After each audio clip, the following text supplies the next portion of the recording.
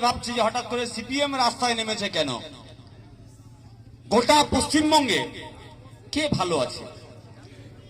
মানুষ ভালো আছেন? আপনি ভালো আছেন? কৃষক ভালো আছে? আপনার বাড়ির সন্তান ভালো আছে? আপনার বাড়ির মেয়ে বাঁবরেরা ভালো আছে? গোটা পশ্চিমবঙ্গটাকে আইসিইউতে পাঠিয়ে দিচ্ছে তৃণমূল। তাই আমরা লাল ঝান্ডার পার্টি আমরা বলছি এ বাংলাকে বাঁচাতে হবে, আর বাংলাকে বাঁচানোর জন্য দুটো কাজ আমাদের করতে হবে। প্রথম কাজ হচ্ছে বিজেপিকে ভাগাতে হবে, তৃণমূলকে কাঁদাতে হবে, আর বাংলাকে বাঁচাতে হবে। বিজেপি যদি ভেগে যায় তৃণমূলের কান্না শুরু হয়ে যাবে। কারণ দাদা দিদি সেটিং আছে। এই যে আজকে শুনছি ম্যাডাম নাকি আবার মালদাতে আসছে। ও যত মালদাতে আসুক মনে মনে বলে তাই তাই তাই দিল্লিতে দাদার কাছে যাই, দাদার কাছে ভারী মজা, দাদার সঙ্গে সেটিং করে লুটে পুটে খাই। দাদার সঙ্গে সেটিং করে গোটা পশ্চিমবঙ্গটাকে লুটের আখড়া বানিয়েছে এই তৃণমূল কংগ্রেস। কয়েকদিন আগে আপনারা দেখলেন টিভির পর্দায়, বছর খানেক আগে লাখ লাখ টাকা নিয়ে, কোটি কোটি টাকা নিয়ে বান্ধবীর খাটের তলায় বাথরুমের মধ্যে লুকিয়ে রেখেছিল। সেই পার্থ চ্যাটার্জি জামিনে নাকি ছাড়া পেয়ে যাচ্ছে। গোটা ভারতবর্ষের মানুষ, মালদার মানুষ সবাই জানে পিসি চুরি করেছে, ভাইপো চুরি করেছে। পিসি ভাইপোর কাছে ইডি সিবিআই আসতে পারছে না কেন? সেটিং, কিসের সেটিং? গোটা পশ্চিমবঙ্গের মাটিতে এই সময়কালে দাঁড়িয়ে নতুন করে এসআইআর এর নাম করে মানুষে মানুষে বিভেদ তৈরি করার চেষ্টা করছে, আতঙ্কের পরিবেশ তৈরি করার চেষ্টা করছে। একদিকে দাঁড়িয়ে বিজেপি এসআইআর এর মধ্যে দিয়ে আমাদের ভোটাধিকার কাটতে চাইছে। তুমি তৃণমূল, তুমি বলেছিলে আমি এসআইআর করতে দেব না, তারপর তো এসআইআর হচ্ছে। কোন তৃণমূল বলেছিল? যখন তৃণমূল বিজেপির সঙ্গে ছিল তখন তৃণমূল বলেছিল এনআরসি করতে হবে, আজকে বলছে নাটক করছে, বলছে এসআইআর আমরা চাই না।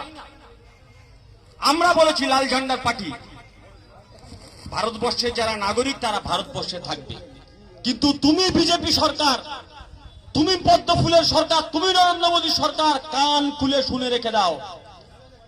যদি কোনো ভারতীয় নাগরিককে তার ধর্মীয় পরিচয় দেখে এই ভোটার তালিকা থেকে বাদ দিতে চাও, আমরা লাল ঝান্ডার পার্টি একজনও বেঁচে থাকতে এই পশ্চিমবঙ্গ থেকে কারোর নাম বাদ যেতে আমরা দেব না।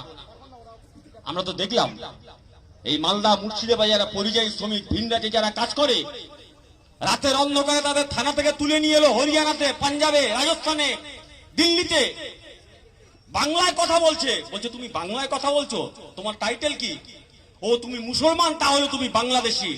রাতের অন্ধকারে দিল্লি থেকে, হরিয়ানা থেকে নিয়ে এসে বাংলাদেশে পুশব্যাক করে ঠেলে দেয়া হলো। হাইকোর্টে কেস হলো, হাইকোর্ট বললো উনি ভারতীয়, ওরা ডকুমেন্ট দেখে বললো উনি ভারতীয়, কেন না যে বাংলাদেশে পাঠানো হলো? কোনো উত্তর কেন্দ্রীয় সরকারের নেই। আসলে এই ভারতবর্ষের মাটিতে, এই পশ্চিমবঙ্গের মাটিতে বিজেপি তৃণমূল দুজনে মিলে এই এসআইআর এর নাম করে হিন্দু মুসলমান খেলা খেলতে চাইছে। এই যে ওবিসি করলো 2010 সালে, মানুষের অর্থনৈতিক অবস্থা থেকে ওবিসি করা হলো। 2011 সালের পরে তৃণমূল এলো, আসার পরে পয়সার বিনিময়ে ডেটায় ওবিসি সার্টিফিকেট দিল। কোর্টে কেস হলো, সুপ্রিম কোর্টে, এক ঝটকায় ওবিসির নাম বাদ চলে গেল। আছে না এই চত্বরে? ওবিসির নাম বাদ চলে গেল। তাদের ভবিষ্যৎ কি হবে? ব্লকে ব্লকে যে প্রশাসন ভবন আছে, প্রশাসন ভবনে কর্মী নেই। অসংখ্য মানুষ যারা ওবিসি আওতাভুক্ত হয়েছিল হঠাৎ করে রাতারাতি বাদ হয়ে গেল। স্কুল কলেজে যেটুকু পড়াশোনার সুযোগ ছিল সেখান থেকে বঞ্চিত হলো, চাকরিতে যেটুকু পড়াশোনার সুযোগ ছিল সেখান থেকে বঞ্চিত হলো। তৃণমূল নেতাদের মুখে কোনো কথা আছে? কোনো উত্তর নেই। আর একদিকে তখন এসআইআর এর আবহে